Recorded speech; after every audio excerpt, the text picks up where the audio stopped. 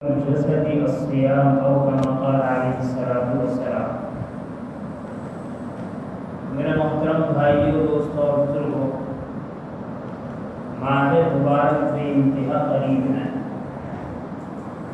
اس سلسلے میں ایک مسلمان ہونے کے ناطے اس مبارک مہینے کو کس طرح گزارے، چند باتیں عرض کرنی ہے۔ سب سے پہلی چیز یہ یاد رکھنی چاہیے کہ قرآن و سنت کو سامنے رکھتے ہوئے رمضان کے مہینے کا ایک بڑا مقصد جو ہے وہ تقوی کا حاصل ہونا ہے، اور تقوی حاصل ہوتا ہے دو چیزوں پر۔ تقوی حاصل ہوتا ہے اللہ کی نافرمانی کو چھوڑنے پر، اور جب تقوی حاصل ہوتا ہے تو اللہ تعالی شان کی ماننے کا جذبہ ہمارے اندر پیدا ہوتا ہے۔ گویا کہ گناہوں کو چھوڑنے کا نتیجہ ہر کام میں اللہ کی ماننے کا جذبہ دل میں پیدا ہونا ہے۔ مختصر طور پر یہ عرض کرنا ہے کہ رمضان کی عبادت کے نتیجے میں تقوی کس طرح حاصل ہو،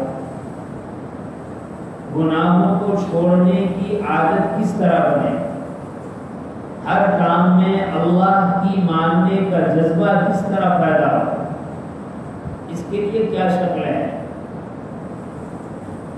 سب سے پہلی بات تو یہ ہے کہ بالغ ہونے سے لے کر آج تک ہم لوگوں نے بے شمار رمضان کے مہینے پائے، کسی نے 5، کسی نے 25، کسی نے 40، 50 رمضان پا لیے، اور قرآن کریم کے ارشاد کے مطابق رمضان کی عبادت کا مقصد ہے تقوی کا حاصل ہونا۔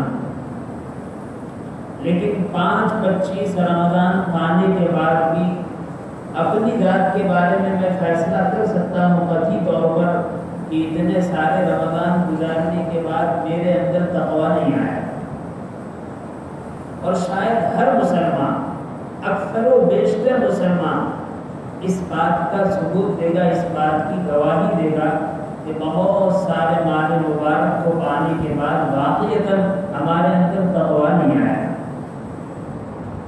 اس تقوی کو لانے کے لیے رمضان کو کس طرح گزارنا چاہیے۔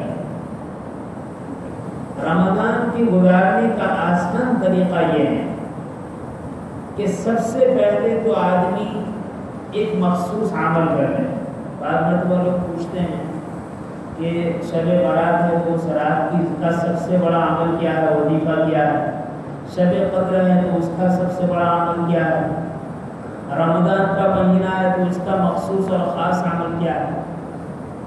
میرے عزیز بھائیوں، رمضان کا ایک بہت بڑا عمل، بہت بڑا وظیفہ، میرے خیال سے اس سے بڑھ کر کوئی وظیفہ نہیں ہو سکتا۔ وہ وظیفہ اور وہ عمل یہ ہے کہ انسان یہ طے کر لے کہ رمضان کا پورا مہینہ اپنے آپ کو میں اللہ کی نافرمانی سے بچاؤں گا، گناہوں سے بچ جانا، چاہے وہ گناہ حکم کے اعتبار سے چھوٹا ہو چاہے بڑا، صغیرہ ہو یا کبیرہ۔ آدمی اگر اس روزے سے، رمضان کی عبادت سے تقوی حاصل کرنا چاہتا ہے تو سب سے پہلے یہ ارادہ کرے کہ انشاءاللہ یہ پورا رمضان میں گناہوں سے اپنے آپ کو بچاؤں گا۔ اب سوال یہ ہے کہ گناہ سے آدمی اپنے آپ کو کس طرح بچا سکتا ہے۔ کسی بھی کام کو کرنے کے لیے 3 چیزیں ضروری ہیں۔ پہلی چیز تو یہ ہے کہ آدمی پختہ ارادہ کرے، جیسے میرا ارادہ ہے کہ رمضان کو گناہوں سے بچانا ہے، مضبوط ارادہ، پختہ ارادہ۔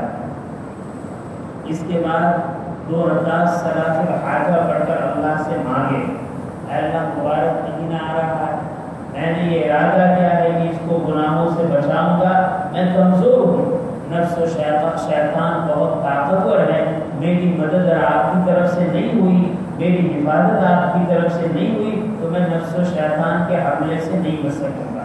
اے اللہ آپ سے درخواست ہے جو میں نے ارادہ کیا ہے اس ارادے میں میری مدد فرما اور ہر چھوٹے بڑے گناہوں سے میری حفاظت فرما۔ پہلی چیز ہے پختہ ارادہ، دوسری چیز ہے اہتمام سے دعا، اور تیسری چیز ہے اپنے آپ کو اچھے کام میں لگا دینا۔ جب آدمی اپنے آپ کو ایک اچھے عمل میں اچھے کام میں لگا دیتا ہے تو اس کے پاس برائی کے لیے وقت نہیں رہتا۔ جس طرح اچھے کام کو کرنے کے لیے وقت چاہیے، برے کام کو کرنے کے لیے بھی وقت چاہیے۔ اگر ہم نے سارا وقت اچھے کام میں لگا دیا تو برائی کے لیے وقت ہی نہیں رہا۔ جب وقت نہیں رہے گا تو آدمی آسانی سے برائی سے بچ جائے گا۔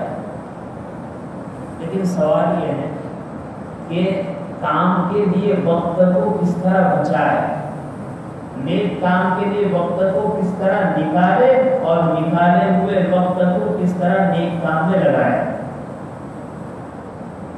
ایک تو ہے رمضان کے اوقات کو نیک عمل کے لیے فارغ کرنا، بچانا، نکالنا۔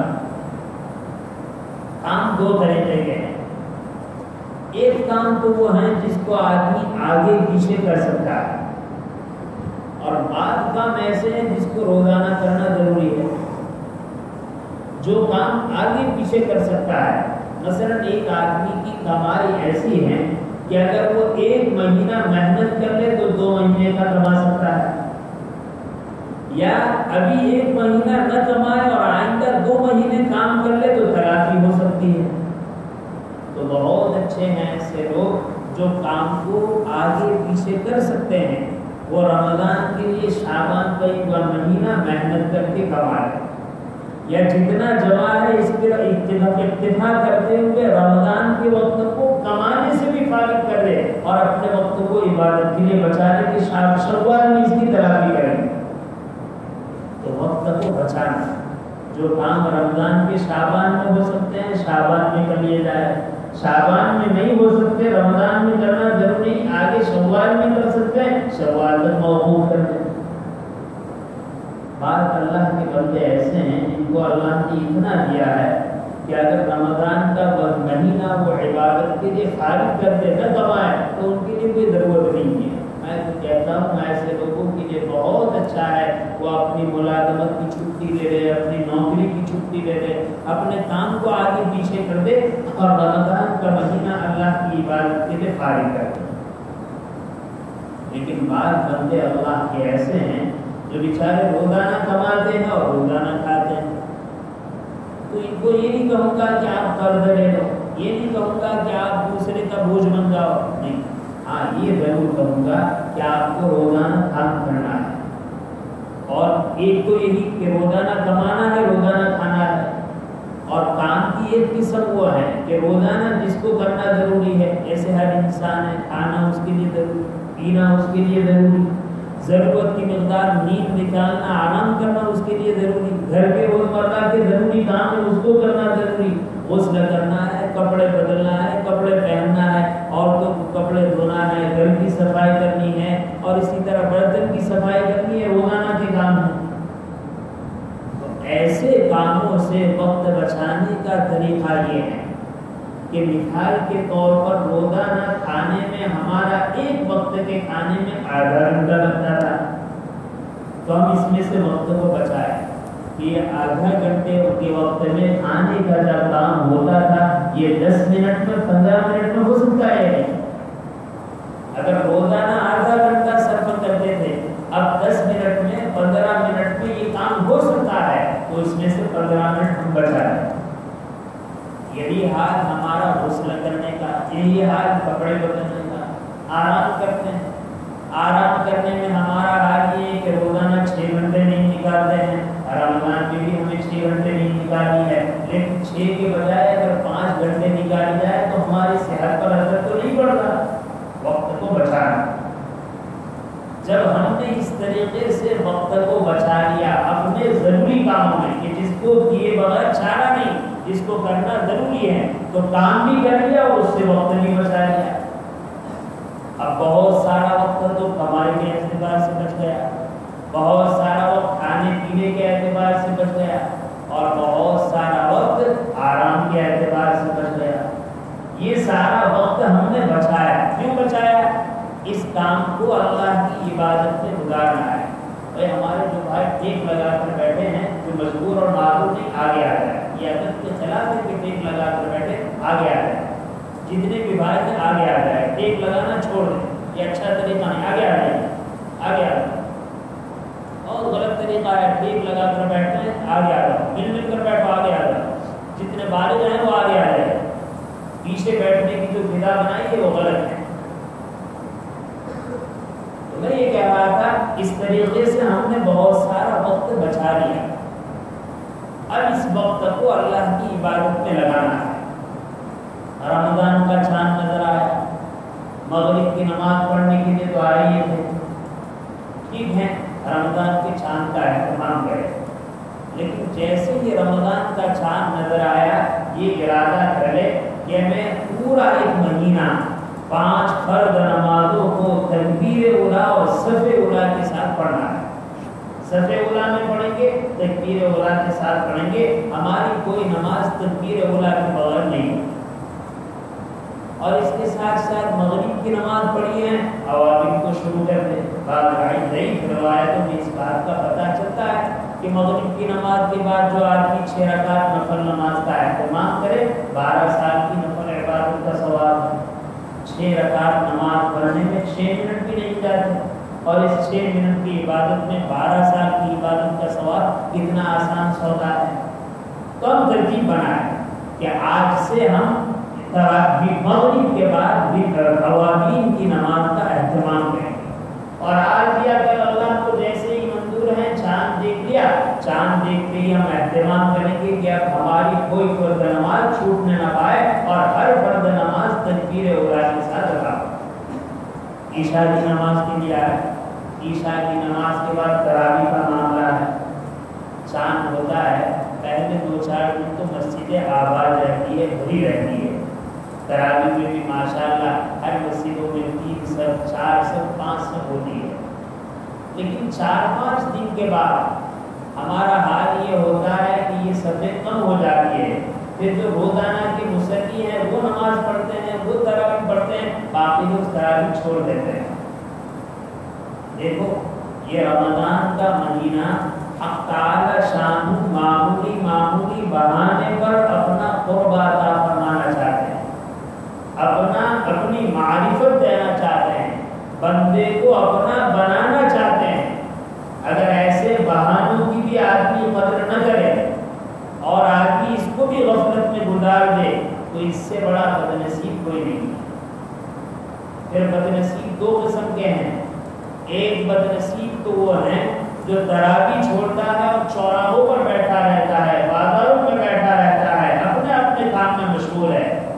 اور ایک بدنصیب وہ ہیں جو مسجد میں آیا ہے، عشاء کی نماز پڑھی ہے، امام صاحب اور قوم تراویح میں مشغول ہے، اور وہ پیچھے بیٹھے رہتے ہیں، مسجد میں بیٹھے رہتے ہیں. میں ساری مسجد کے مصلیوں سے، ایک ایک مسلمان بھائی سے بہت درد دل کے ساتھ، محبت کے ساتھ کہوں گا، ہمیں اللہ کی عبادت کی ضرورت ہے. ہم اللہ کی عبادت کے محتاج ہیں، اللہ ہمارا محتاج نہیں ہے. یاد رکھیے، اگر ہم نے یہی روش اختیار کی تو ایسا نہ ہو کہ اللہ ہمیں رمضان کی عبادت سے محروم کر دے، اور جو غافل ہیں، جو بے پرواہ ہے، اللہ ان کو ہدایت دے اور مسجد کو ان کے ذریعے سے آباد کر دے. اب رمضان میں حال یہ ہوتا ہے، ہمارے وہ چھوٹے چھوٹے بچے جو بیچارے مسجد کیا ہے اس کو بھی نہیں جانتے، یا تو والدین ان کو لے آتے ہیں یا وہ چلے آتے ہیں، اور وہ مسجدوں میں شور شغب کرتے ہیں، طوفان مستی کرتے ہیں. میں صاف طور پر محبت سے کہنا چاہتا ہوں، ہر ماں باپ دھیان سے محبت سے سن لیں. آپ کی وہ اولاد جو اس عمر کی ہیں، جس کو معلوم نہیں مسجد کیا ہے، مسجد کا ادب کیا ہے، ایسے بچوں کو مسجد میں لانا، مسجد میں بھیجنا جائز نہیں. اور اگر وہ مسجد میں آ جاتے ہیں تو محبت کے ساتھ ان کو واپس بھیج دینا ضروری ہے. ہر عام طور پر یہ ہوتا ہے کہ وہ بچے جو نابالغ بالکل ناسمجھ مسجد میں آ گئے، ان کے باپ، ان کے بھائی کو چوراہوں پر گھروں میں ہیں، اور اور یہ مسجد میں آ کر طوفان مستی کرتے ہیں، جس کا نتیجہ یہ ہوتا ہے کہ مسجد میں جو تھوڑے بہت عبادت کرنے والے ہیں ان کی عبادت میں بھی خلل پڑتا ہے۔ مسجد میں ان کو لانے کی ضرورت نہیں ہے، مسجد میں تو عاقل والی کو، سمجھدار کو، جو مسجد کے ادب سے واقف ہو، جس کی 8-10 سال کی عمر ہو، اس کو لانے کی ضرورت ہے۔ پورے سال کی یہ تماشا دیکھتا ہوں کہ بچوں کو اس طرح لے آتے ہیں، غلط طریقہ ہے۔ جو بچہ نا سمجھ ہے چاہے وہ بیٹھا رہتا ہو، لیکن ایسے کو مسجد میں لانا جائز نہیں۔ بعض مرتبہ وہ مستی کرتے ہیں، وہ طوفان کرتے ہیں، وہ دوڑتے ہیں، جس کی وجہ سے نمازیوں کی نماز میں خلل آتا ہے۔ لہذا اس کا ہر محلے والے، ہر مسجد میں والے خاص خیال رکھے کہ خاص طور پر تراویح میں اور بھی کسی نمازوں میں یہ نہ آنے پائے، اور تراویح میں تو خاص طور پر نہ آئے۔ اور بڑوں سے ادب سے عرض کروں گا، جو 10 سال کے ہیں، جو عاقل بالغ ہیں، کہ مسجد میں آ کر تراویح کا اہتمام کرے۔ مسجد میں آ کر 2 سنت پڑھنے کے بعد، عشاء کی فرض پڑھنے کے بعد پیچھے چلے جاتے ہیں، بات چیت میں مشغول رہتے ہیں۔ میں اللہ کا واسطہ دے کر کہتا ہوں کہ اگر مسجد میں آ کر عبادت کرنا ہے تو آئے، ورنہ چلے جائے۔ اللہ کو آپ کی ضرورت نہیں ہے، اللہ آپ کی عبادت کا محتاج نہیں ہے۔ مسجد کی بے ادبی، مسجد کی بے تماشائی، ہر وقت مسجد کے بارے میں اس سلسلے میں ڈانٹنا یہ پسندیدہ نہیں ہے۔ لہٰذا اس کا خاص اہتمام کرے۔ مسلمان ہے، رمضان کا مہینہ ہے، اللہ کچھ دینا چاہتے ہیں، اس کے بعد بھی ہماری یہی غفلت، تو ہم محتاج ہیں یا اللہ محتاج؟ اس سلسلے میں خاص ڈنڈے کی چوٹ پر کروں گا۔ مسجد کے اطراف میں رہنے والے، مسجد کے دور میں رہنے والے بھائیوں، آپ سے مسجد کو آباد کرنے کی ضرورت ہے۔ آپ کے چھوٹے چھوٹے ناسمجھ بچوں سے مسجد کو آباد کرنے کی ضرورت نہیں۔ تراویح کو خود شوق کے ساتھ، اہتمام کے ساتھ پڑھیں۔ میں کہہ رہا تھا بد نصیب ہے کہ مسجد میں تراویح ہو رہی ہے اور تراویح چھوڑ کر مسجد کے آٹو پر، مسجد کے صحن میں، مسجد کے وضو خانے میں یا مسجد کے باہر چوکیوں پر بیٹھا ہوا ہے۔ اور اس سے بڑا بد نصیب ہوا ہے کہ مسجد میں تراویح ہو رہی ہے اور وہ پیچھے بیٹھا رہا ہے۔ مسجد میں آنے کے بعد بھی معلوم اس کی بھی غیرت نہیں، اتنی بھی شرم و حیا نہیں، اور ہر سال یہ بات کہنی پڑتی ہے، بڑی حیرت ہوتی ہے۔ اللہ ہمیں صحیح سمجھ نصیب فرمائے، اللہ ہمیں صحیح توفیق نصیب فرمائے۔ عبادت کے لیے اللہ نے 1 مہینے دیا، 1 مہینے کی ہم سے قدر نہیں ہوتی۔ تراویح پڑھنے کے بعد الحمدللہ ہماری اس مسجد میں ایک معمول ہے کہ 15-20 منٹ دین کی باتیں ہوتی ہیں۔ میں بہت محبت کے ساتھ ہماری پوری بستی کے نوجوانوں کو عرض کروں گا، آپ تراویح اپنے اپنے محلے میں پڑھیں۔ دیکھو محلے کی مسجد کا حق جامع مسجد سے بڑھ کر ہے۔ درمیان میں ایک بات یاد رکھا، بعض نوجوانوں کا یہ معمول ہے کہ وہ تراویح 3 پارے میں شرکت کرتے ہیں، 2 پاروں میں شرکت کرتے ہیں۔ ہمارے خانقاہ نگرانیہ ڈابر میں ہے، وہاں جاتے ہیں، تفریقہ ہے، وہاں جاتے ہیں۔ میں ان سے بہت محبت کے ساتھ عرض کروں گا، جتنے بھی ایسے بھائی ہیں جو یہ چاہتے ہیں کہ تراویح میں ہم 3 پارے کی تراویح کا اہتمام کریں، 2 پاروں کی تراویح کا اہتمام کریں، بہت مبارک ہے، بہت اچھا عمل ہے۔ لیکن مبارک اور اچھا عمل اس کے لیے ہیں جو اس عمل کو پہلی رمضان سے لے کر 29 رمضان تک جاری رکھے۔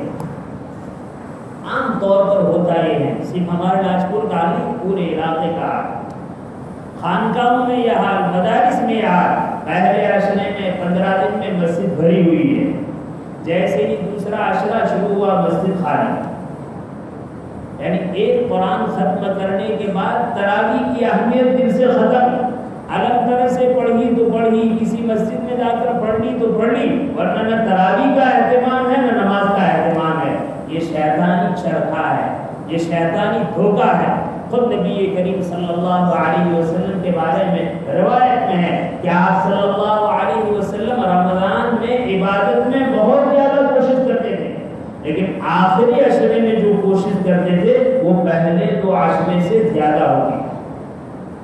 یعنی پہلے 2 عشرے میں بھی آپ خوب عبادت کرتے تھے، لیکن جب تیسرا عشرہ داخل ہوتا تو پہلے 2 عشرے میں جتنی محنت، جتنا مجاہدہ، جتنا وقت کو لگا دیتے، اس سے زیادہ محنت اور مشقت اٹھا دیتے۔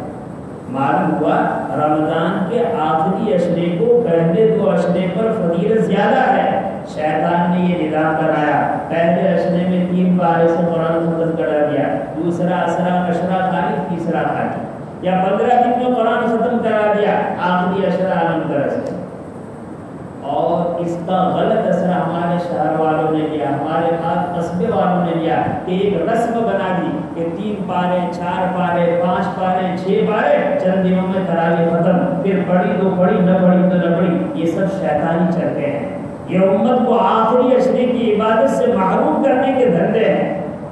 لہٰذا جو ارادہ کرتا ہے 3 پارے بہت مبارک ہے، لیکن پہلی رمضان سے 29 رمضان تک 2 پارے کا اہتمام کرتا ہے، پہلی رمضان سے 29 رمضان تک۔ اور اگر کسی کو ایک قرآن ختم کرنا ہے تو اس کے لیے ترتیب ہے، مثلا 2 پارے کی تراویح پڑھنا ہے، پہلے 15 پارے اپنے محلے کی مسجد میں 15 دن، دوسرے 15 پارے ہیں 15 رمضان سے 16 رمضان سے پورا کر لے ایک بار، یا پہلا 2 عشرہ اپنے محلے کی مسجد میں تراویح پڑھے، تیسرا عشرہ شروع ہو رہا ہے خانقاہ میں چلے جائیے پورا قرآن پڑھیں۔ ہونا تو یہ چاہیے تھا، ہم نے ترتیب بدل دی، بہت غلط طریقہ، انتہائی غلط طریقہ۔ اللہ نے آخری عشرے میں جو برکت رکھی ہے، اس برکت سے محرومی کی سب سے بڑی شکل، سب سے آسان شکل شیطان نے عمدہ طریقے پر ہمارے سامنے پیش کر دی، 7 پارے کی طرح۔ اور معاف کرنا، جو لوگ 3 پارے 4 پارے 5 پارے پڑھتے ہیں، الحمدللہ جامعات میں اداروں میں تو صحت و تجوید کا لحاظ ہوتا ہے، ورنہ بنگلوں میں پڑھ لیتے ہیں، مسجدوں میں دوسری جگہ پڑھتے ہیں اور جگہ پر پڑھتے ہیں، وہاں اتنا قرآن غلط پڑھا جاتا ہے، اتنا غلط پڑھا جاتا ہے جس کی کوئی امتحان نہیں۔ پورے سال میں 1 مہینہ ہے جس میں قرآن کریم میں تراویح سناتے ہیں، قوم کو سننے کا موقع ہے، اور وہاں بھی قرآن کے ساتھ یہ پھروا، قرآن کے ساتھ یہ مدد، اور پھر کہتے ہیں اللہ کی رحمتیں نہیں آتی، رحمتیں نہیں آتا ادھر، اس سے ڈرنے کی ضرورت ہے۔ اس لیے اس کا خاص خیال رکھیں، آپ پڑھیے، لیکن اگر آپ 3 پارے کی پڑھنا ہے آخری عشرہ، 15 پارے کی پڑھنا ہے آخری 15 دن، باقی اپنے محلے کی مسجد۔ بعض بھائیوں نے یہ شیوا بنا رکھا ہے کہ 1.25 پارے کی پڑھتے ہیں، 2 دن اس مسجد میں 2 دن اس مسجد میں چکر لگاتے ہیں، ساری مسجد کے ائمہ کا مزہ چلتے ہیں، غلط طریقہ ہے۔ ہر محلے والے کے لیے اپنے محلے کی مسجد کا جو حق ہے وہ سب سے زیادہ ہے۔ روایت سے معلوم ہوتا ہے کہ محلے کی مسجد میں ایک نماز پڑھنے سے 27 گنا زیادہ ثواب، اور جامع مسجد میں پڑھنے سے 500 درجہ۔ لیکن علماء نے لکھا ہے کہ جو لوگ ایسے محلے میں رہتے ہیں جہاں جامع مسجد نہیں ہے، ان کو جامع مسجد کے لیے اپنے محلے کی مسجد چھوڑنے کی اجازت نہیں۔ مزاج یہ بنا ہے کہ ہم اپنے اپنے محلے کی مسجد کو تراویح کے ذریعے سے آباد کریں گے۔ اس کے بعد ماشاءاللہ یہاں دین کی بات ہوگی، میں محبت سے کہوں گا کہ دین کی بات سننے کے لیے مجلسوں میں شریک ہو۔ آپ کہتے ہیں گھر پر آواز آ جاتی ہے، لاؤڈ اسپیکر کے ذریعے سے گھروں میں جو آواز پہنچائی جاتی ہے وہ مردوں کے لیے نہیں ہے، وہ تو ماں بہنوں کے لیے ہے، مستورات کے لیے، عورتوں کے لیے۔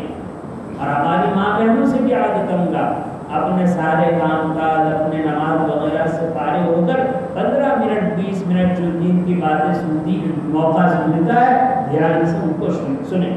میں اپنے بھائیوں سے بھی درخواست کروں گا، اپنے اپنے محلے کی مسجد میں تراویح مکمل کرنے کے بعد، وتر پڑھنے کے بعد یہاں تشریف لائے اور یہاں دین کی باتیں سنیں، انشاءاللہ فائدہ ہوگا۔ اور دیکھو میرے عزیز بھائیوں، مسلمان کامیاب اسی وقت ہوگا جب اس کے اندر ماننے کا جذبہ ہوگا، اور جو بھی دین کی باتیں کہہ رہا ہے اس کے بارے میں خیال اچھا ہوگا، دل اچھا ہوگا۔ آج مصیبت دونوں ہے، یا تو ہمیں دین کی باتیں سننے کا اور ماننے کا جذبہ نہیں ہے، یا تو کہنے والے کے بارے میں حسن دل نہیں ہے۔ اگر سننے کا جذبہ نہیں ہے یا ماننے کا جذبہ نہیں ہے، ڈھیروں تقریر سن لے کوئی فائدہ ہونے والا نہیں، اور سنانے والے کے بارے میں حسن دل نہیں ہے، بدتنی ہے، کوئی فائدہ ہونے والا نہیں ہے۔ مسلم قوم کی تباہی اور بربادی کے لیے 2 چیز کافی ہیں کہ اچھی بات کہنے والے کے بارے میں بزدلی رکھے، اور سننے کے بعد ماننے کا جذبہ نہ رکھے۔ اگر یہ 2 چیزیں، بلکہ رمضان کا مہینہ اسی لیے ہے کہ آدمی کے اندر اللہ کی ماننے کا جذبہ پیدا ہو جائے۔